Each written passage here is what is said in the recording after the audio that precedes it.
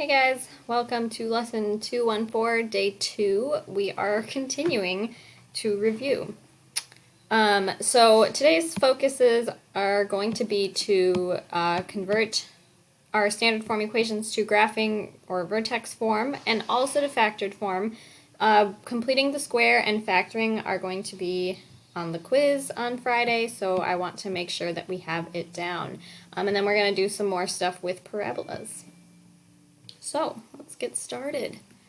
When we are completing the square, remember we start with the box just like we do for factoring, but after the first step, which is to put the first term in the top left box, that's when the process differs, right? So next, we take this negative 11x, that middle term, and we have to divide it by 2. All right, and that's going to give us a negative 5.5x. Now, sometimes they're going to be nice numbers and sometimes they won't. Right now we have a decimal and it's not the best, but it's not the worst either. You got to be comfortable with them. All right, so remember, all we got to do is take that middle term and split it evenly between these two boxes. Once you've done that, you can go ahead and fill in the outside of the box. So we know that x and x go here. And then down in these two, we got negative 5.5 because x times negative 5.5 is how we would get negative 5.5x. Okay, and once you get to that point, you can fill in the remaining box in the bottom right, and that's going to be this negative 5.5 times negative 5.5. We just got to multiply these two. All right, and so what you get when you multiply those two is 30.25. Okay, and now we're almost done. We know that we need to get to our graphing form equation, and we know that that's going to start like this. Oops, I don't know if I'm right in there.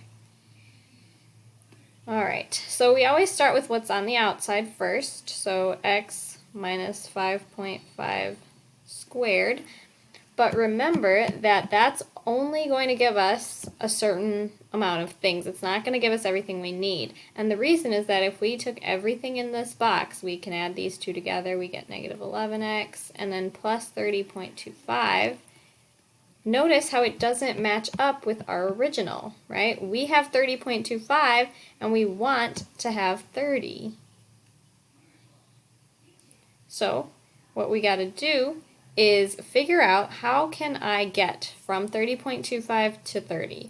Now, then you realize, oh, I could just subtract 0.25, all right, and that's going to get us to the 30 that we want.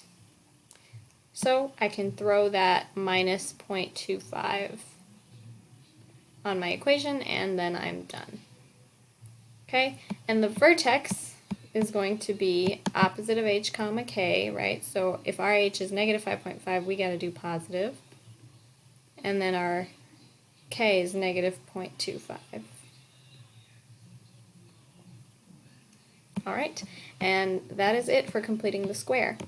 Now if we were to factor this same equation, I'm going to go ahead and start the same process for same first step. Our first term goes in the top left.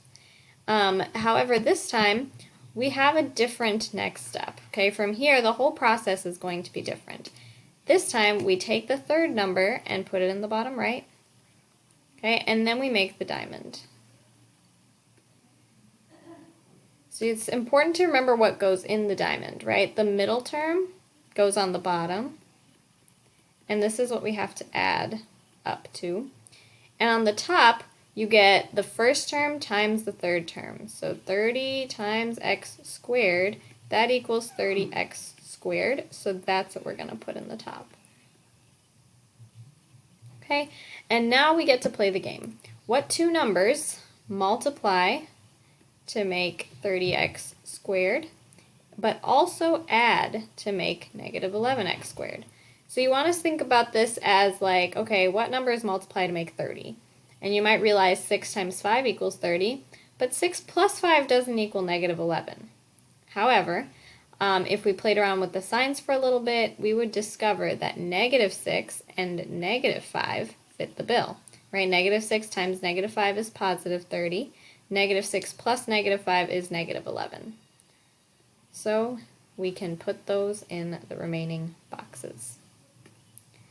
All right, once we've done that, we can go ahead and fill in the outside of the box. We got x and x as usual. Here we're going to have a -6 because x times -6 is how we get -6x. And similar logic, we have -5 on this side.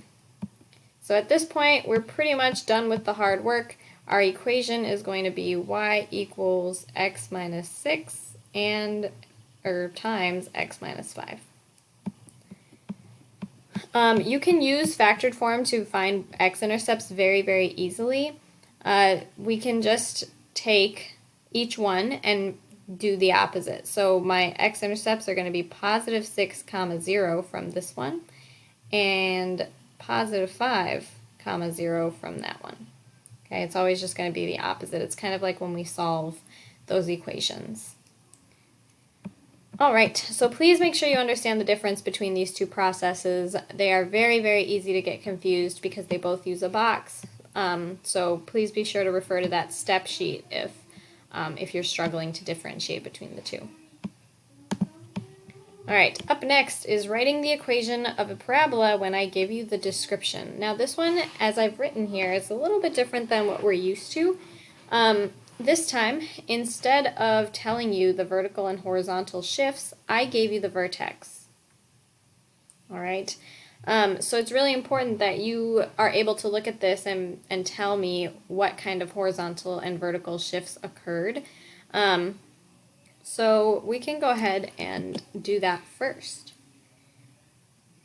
This tells us, let's put this here, if the vertex is at 7, 8, and in fact, let's draw this first. Let's just do a little sketch.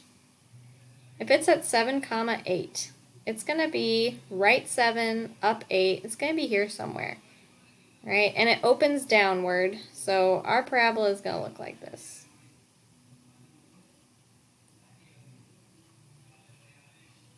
Keeping that in mind, we have to think about, okay, where did this move from the original starting point of, 0, 0? This is our parent function. So we can tell that we moved to the right by 7.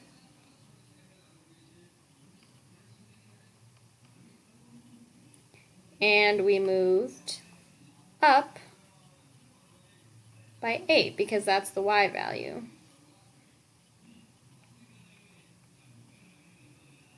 Okay, and so this will help us figure out our equation. So we know that this open downwards means it's flipped, so we need a negative sign in our equation. And if we have a stretch factor of 9, this is A, and then right 7, that means H is going to be -7. Up 8 means K is 8. All right, another way you could think about this is knowing that the vertex is opposite of H, K. So right away it gives you your K and the opposite of your H. You can very quickly figure out what these shifts are like that. You don't always have to draw a picture if you understand that. All right, now that we have all these pieces, we can get started. We know we need a negative up front from the open downwards, so negative. We have an A. We have a stretch factor of 9, so that comes next, right, because right here. And we have a horizontal shift. We said that H is -7, so we're going to do a -7. And K of 8, because we moved up 8. All right, and that is our final equation.